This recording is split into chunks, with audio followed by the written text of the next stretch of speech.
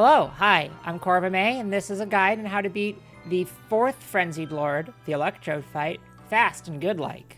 This guide is for the post-game rematch fight, but you can use it for any percent as well.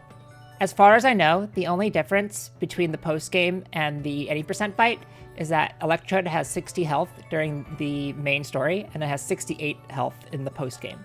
All that really means for your attempts is that you'll be able to more easily get the quick kill in any percent than you will in the post-game rematch fight. It's pretty tight to get the quick kill, you have to be pretty perfect, but it's not that hard to do in any percent. Personally, I think this is the most fun of the main game Lord fights, but I think it is the most technically challenging, so let's get started. In terms of speedrunning, the Electrode fight follows a very consistent pattern. If you do everything right, you should always see the same attack patterns. However, if you do miss a cycle, things might start to vary. The cycles will remain predictable, but if you miss the optimal cycle, you'll lose additional time because the follow-up cycles are less optimal.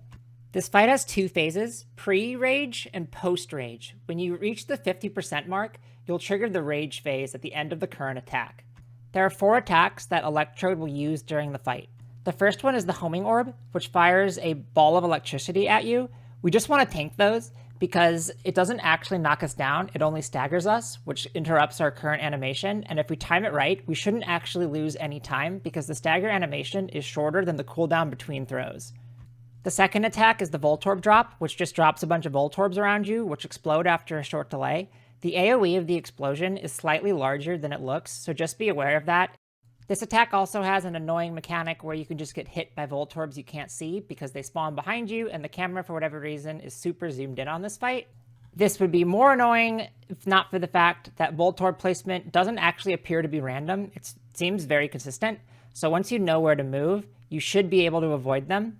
Where they spawn appears to be based on your current position, so it's not going to be perfectly consistent, but it should be consistent enough that eventually you should stop really having problems with it.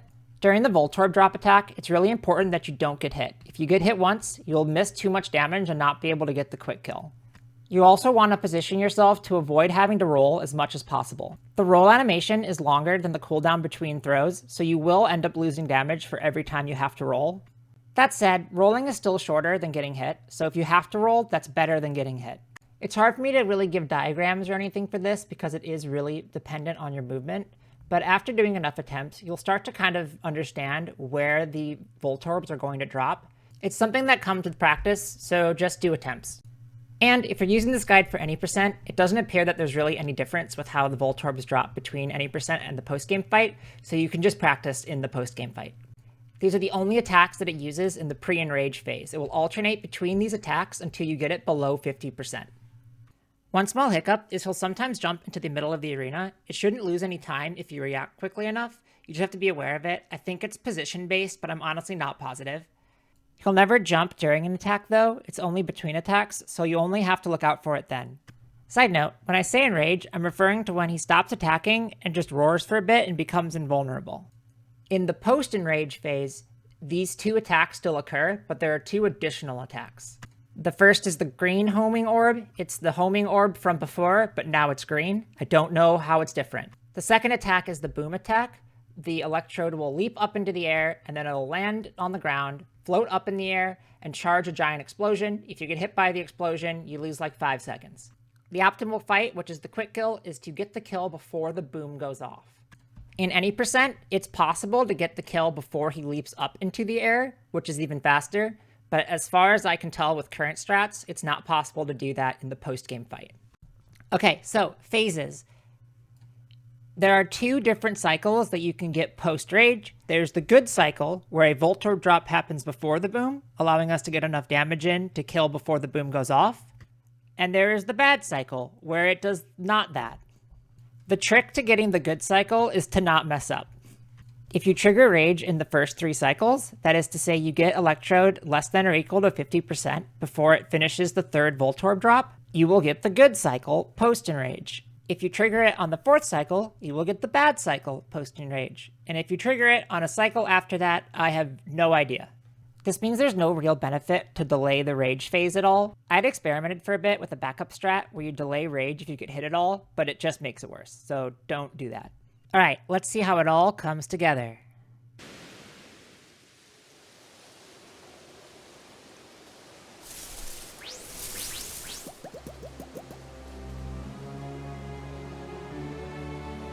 It's time for the moment you've been waiting for.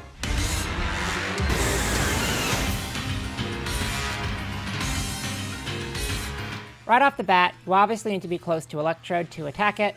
There are two ways that I find are good to position yourself here. You can either take 2 steps and then do a dodge roll like I do in this clip, or you can just run up. Your goal is you want to get at least 1 hit off before the orb hits you. I feel like sometimes that hit doesn't actually register and do damage. It makes a sound, but then the bar doesn't go down. I don't know. I think it's worth doing anyways, in case it does work. The homing orbs do minimal damage in this fight, so we're just going to tank them entirely. Again, you should try to position yourself so that you throw right before you get hit. Plus, these orbs are dumb, and they follow you forever, so like, it's annoying. The entire time here, you want to be mashing the throw button. You don't want to miss any opportunities to get hits off. And for the Voltorb attack, all you're really going to do is just dodge the Voltorbs, ideally in a spot where you don't have to dodge roll. If you do need to dodge roll once or twice, it shouldn't affect your ability to get the quick kill, but it is still slower than not dodge rolling. You're going to do this for 3 whole phases, and during the 3rd Voltorb Drop attack, you should cross the 50% health threshold, which should trigger the Enrage. I recommend practicing learning consistent movement in this first part. You want to find positions around the Electrode to be at during the start of the Voltorb Drop attack, where you're able to consistently avoid the Voltorbs by walking, and still be in position for the next Voltorb attack as well. I also recommend having movement prepared for each cycle for both near the tree and away from the tree. Except for the first cycle, that one's always near the tree. Something that I've found that usually helps is that I don't think it ever drops a Voltorb on top of another Voltorb, so once one's exploded, it usually is pretty safe to move there for a bit. Hopefully by the time the Enrage occurs, you've done a considerable amount of damage below 50%. This is what it looks like on my current PB. Ideally, you want to time the throw so that it hits right as the Enrage ends. In practice, this is kind of hard, and you don't need it for the quick kill, but it will save some milliseconds. In the Enrage phase, we're hoping to see the Voltorb Drop attack before we see the Boom attack so that we can get the quick kill before the Boom goes off. Again, if you triggered the Enrage within 3 cycles, then this should always happen. You need to be within 4 to 5 hits from defeating Electrode before it lifts up into the air. For whatever reason, sometimes the Boom will go off early if you hit it too many times when it's lifted up in the air. I think it might be some sort of hidden internal rage counter, but regardless, you don't have a lot of time to get hits in before it explodes.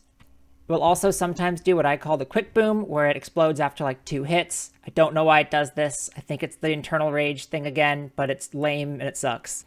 This part shouldn't really affect any percent, because hopefully by now you already have the kill. When it's leaping up into the air, you have 2 opportunities to get hits in, once on the way up and once on the way down. On the way up is easy, you hit it on the way up, the timing is not very precise. The way down is a bit trickier and looks hard, but honestly isn't that bad. All you want to do is you want to lock onto Electrode and throw when it's at the apex of its jump. You then want to immediately dive out of the way, because if it lands on you, you will absolutely not be getting the quick kill. You then just want to spam throw and get in as many hits as you can. When it lifts up into the air, you're going to wind up being directly underneath it and you won't be able to see it. The camera in this game is really good.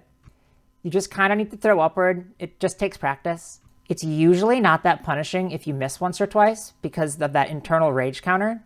You're not really on a tight clock until you see a flash of light, at which point you have 1 or maybe 2 attacks left. If you do see the flash of light and you have more than 1 or 2 hits left, it's extremely hard to get out of the AoE at this point, so you're probably just going to get stunned, and it sucks.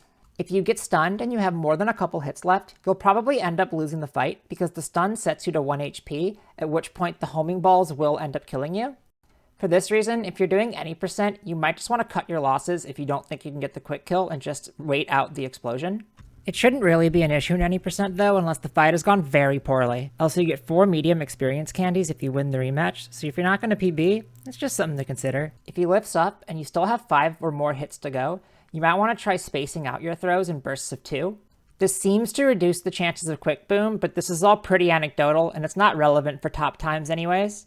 But with that, congratulations, you've beaten Electrode fairly quickly. When you put it all together, it should look something like this.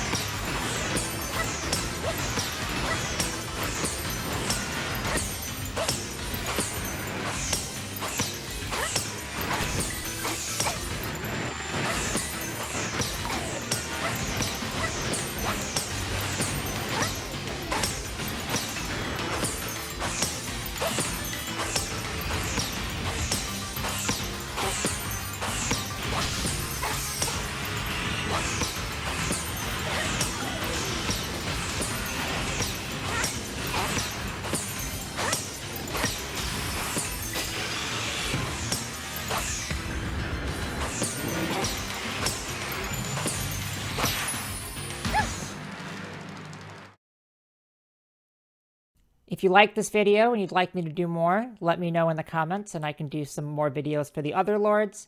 It is also possible that by the time you're watching this, we have found some new strat that invalidates all of this, in which case, do that instead. Thanks for watching, and good luck on your sub 110 Electrode kills.